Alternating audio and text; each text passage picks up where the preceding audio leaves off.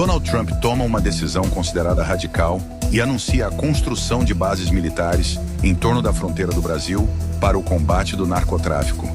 E como está ficando cada vez mais perto as ações militares dos Estados Unidos também dentro do Brasil, através da utilização de drones e ataque, e como isso está preocupando bastante o governo brasileiro. Nos últimos dias, a América do Sul vem presenciando uma intensificação inédita da presença militar dos Estados Unidos, em um cenário que combina combate ao narcotráfico, pressões políticas e uma clara demonstração de força direcionada principalmente contra a Venezuela de Nicolás Maduro. O governo de Donald Trump deslocou para o Mar do Caribe um impressionante contingente militar, formado por navios de guerra, aeronaves e milhares de soldados. Entre os meios enviados, destacam-se o Grupo Anfíbio Iwo Jima, que inclui o USS Iwo Jima, o USS Fort Lauderdale e o USS San Antonio, além de um submarino nuclear, destroyers, um cruzador de mísseis guiados, aeronaves de vigilância marítima, P-8 Poseidon e aproximadamente 4.000 militares prontos para operações. A justificativa apresentada pela Casa Branca é o combate direto ao narcotráfico internacional, que, segundo relatórios americanos, estaria sendo financiado e protegido pelo regime chavista, em articulação com cartéis como o Cartel de Los Soles e facções criminosas associadas ao Trem de Aragua. Washington classifica esses grupos como narcoterroristas, um conceito que expande o alcance legal das Forças Armadas americanas, permitindo ações militares fora do território nacional, sob a justificativa de guerra contra o terrorismo. Esse movimento, contudo, vai muito além do combate ao tráfico. Ele tem repercussões diretas em países vizinhos e gera tensões diplomáticas crescentes, sobretudo no Brasil. O governo de Luiz Inácio Lula da Silva foi pressionado pela administração Trump a reconhecer facções brasileiras como o Primeiro Comando da Capital, PCC, e o Comando Vermelho, CV, como organizações terroristas, tal como fez Washington. A resposta foi negativa. Segundo Brasília, apesar de serem facções violentas e transnacionais, elas não possuem caráter ideológico ou religioso que configure terrorismo. Essa postura causou forte insatisfação em Washington, que reafirmou unilateralmente sua decisão de enquadrar PCC e CV como terroristas e deixou claro que poderá ampliar investigações sobre suposta conivência ou omissão do governo brasileiro em relação ao crescimento dessas facções. Nos bastidores, autoridades americanas já consideram legítimo empregar drones de ataque e operações de saturação contra esses grupos em território estrangeiro, inclusive no Brasil, caso entendam que representam ameaça à segurança dos Estados Unidos.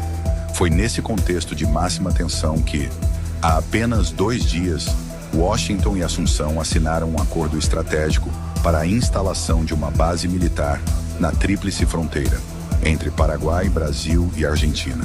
O projeto prevê a construção de um centro antiterrorista de alta tecnologia, avaliado em cerca de 7 milhões de reais, que inicialmente abrigará 120 militares paraguaios treinados por forças especiais norte-americanas e pelo FBI.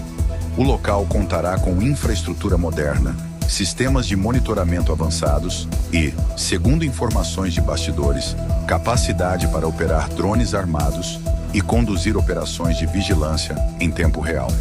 Oficialmente, o objetivo é combater células do Hezbollah e o crime organizado transnacional.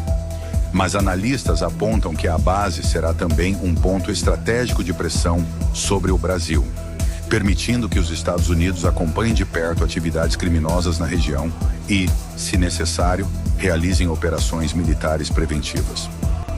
A instalação dessa base e a escalada militar no Caribe acendem um sinal de alerta em Brasília. O governo brasileiro vê na crescente presença militar dos Estados Unidos uma ameaça à estabilidade regional e à sua própria soberania. O envio de porta-aviões, submarinos e milhares de militares para uma região tão próxima da Venezuela preocupa o Itamaraty e a cúpula das Forças Armadas brasileiras, pois aumenta o risco de confrontos diretos ou de incidentes que possam arrastar o Brasil para uma crise. A Tríplice Fronteira, por sua vez, sempre foi um ponto sensível para a inteligência internacional, mas agora ganha novos contornos.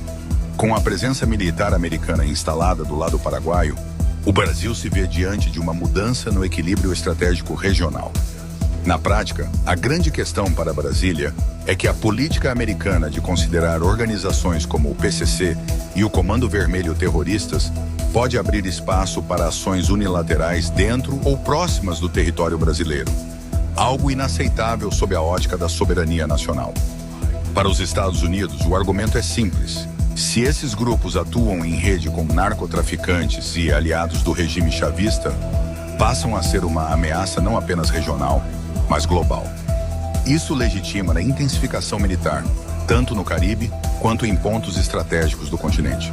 Analisando o quadro como um todo, o que está em curso é a consolidação de uma estratégia de cerco militar e diplomático da administração Trump contra a Venezuela, que inevitavelmente respinga sobre seus vizinhos.